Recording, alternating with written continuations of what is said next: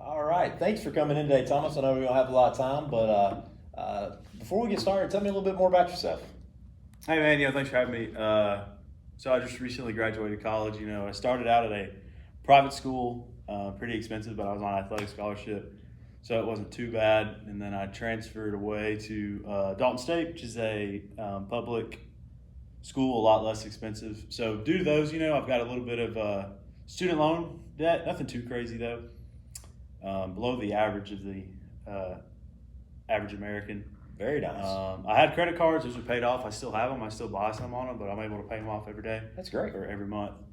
So that's about it. Teacher. So yeah. Well, that's awesome that you're a teacher. It's are you coaching? Oh yeah, coaching baseball as well. Coaching baseball Yeah. as well. Yep. Well, great.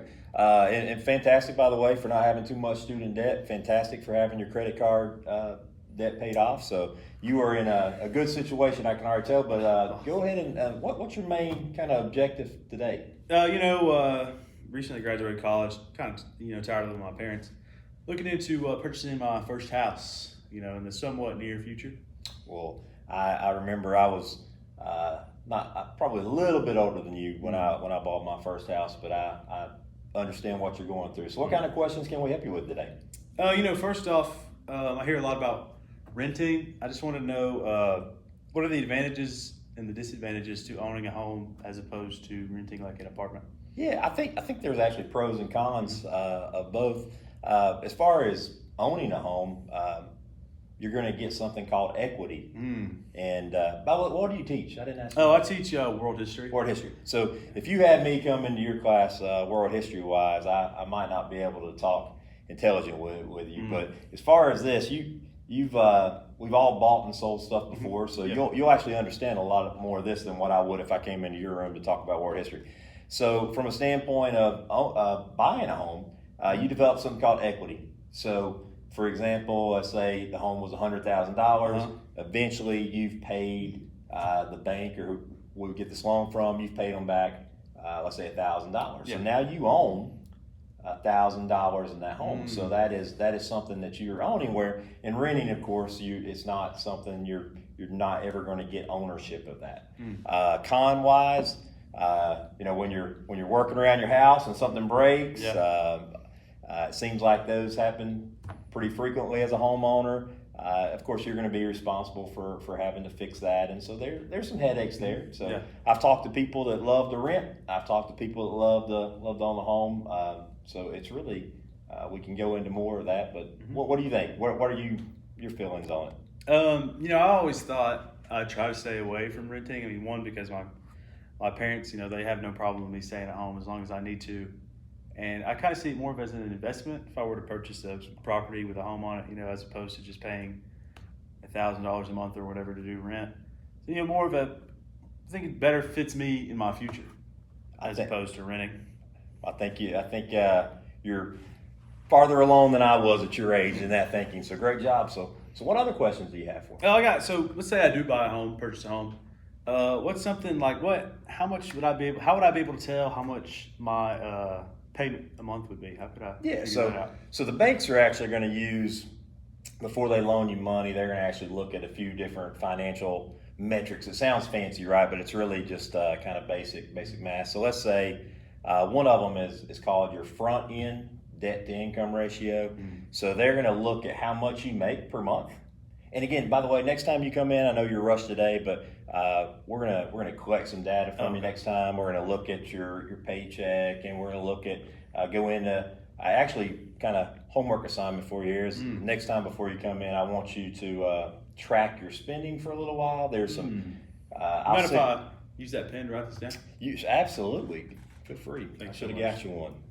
But yeah, we'll track that, and actually. I'll send you a spreadsheet to where you can track it, but you can help me out being a younger person. There's some apps and stuff for that as well, and so you can actually help me with that. I've not used the apps before.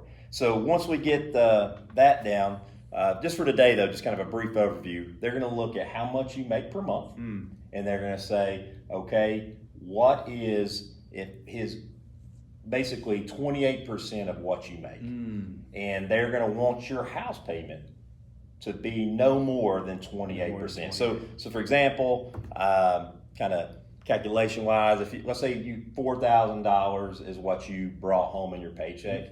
Well, 28% of that's going to be right at $1,120, and so they're going to say we don't want his house payment to be any more than that. That's called the front end. Okay. Right.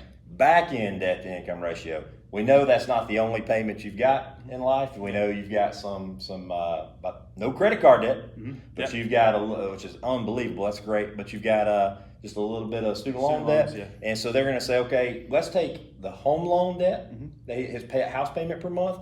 Let's also take into consideration his student loan debt, any other debt that he has to have, and let's see what that is going to be. So they're going to say we don't want that number to be any more than 36%. Oh, okay. So in the case of the $4,000, 36% of that's going to be $1,440. They're going to say we don't want his house payment and all other debt he has to be anywhere over that $1,440 mark. And so that's kind of how that works. Okay, that makes a lot of sense. All right. And again, sometimes when we throw numbers around, people get overwhelmed, but I will. What I'll do is I will type all this up for you before we leave, and I will email this to you so we can kind of go over everything we've talked about. Okay. All right. I do have. So this is just a generalization. Yeah. What do you think would be a good? Let's say I found a home for let's say $100,000. Okay. What would you think would be a good amount to have saved up before purchasing that home? Very nice question. All right, so here's what we would need to do there, and it goes back to that tracking your spending and everything.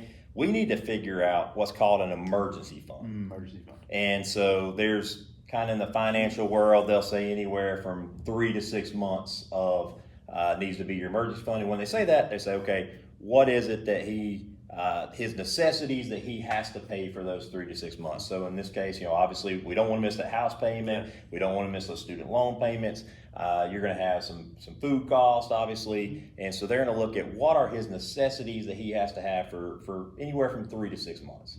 And so being a young person, that's really what we want to do first is we want to get that emergency fund built up. And again, I don't have any of this data from you. You may have an emergency fund. We'll gather all that next time. But so we want to look at, does he have enough money to pay for 3 to 6 months of living expenses? And so we'll need to go ahead and start doing these metrics I talked about, the front end ratio, the back end, and kind of going ahead and seeing exactly how much you can afford for a home. And then let's go ahead and build up that emergency fund before we purchase it. Because we also want to, in addition to that emergency fund, we also want to put a down payment on the house as well. Okay. So it's pretty much different for every situation. Absolutely, unique to you. Okay. I also wanted to show, this is just something off the top of my head. I wanted to kind of show you, a lot of times people don't understand how credit, and basically credit's going to impact your interest rate. And so being a young person, one of the things that factors into credit is how long you've had credit. So that kind of works a little bit against you. But the fact that you don't have any of your credit card debt and everything, that's great. But a lot of times people don't understand how much interest can actually save you. So in this situation, look here, if you had 6.5% interest, you would pay total over the course of the loan about $75,881. Extra? That would be the amount of interest you paid for that house. Over the course of 30 years, you would have paid $75,881. And look, if you just drop it just a half a percentage point, it goes down to $67,000. So, hey, I know we're almost out of time because you've got to run somewhere. Next time you come in, we're gonna really dive more into the numbers here. But can you think of anything else you've got for me? No, I think I've got some good information written down. I'll do some independent research. Hopefully I have some better questions for you next time. Hey, you had great questions. I'm very impressed by you. But again, we'll go over all these numbers again next time. I'll write up what we talked about. And we'll look forward to meeting you again. You're very impressive.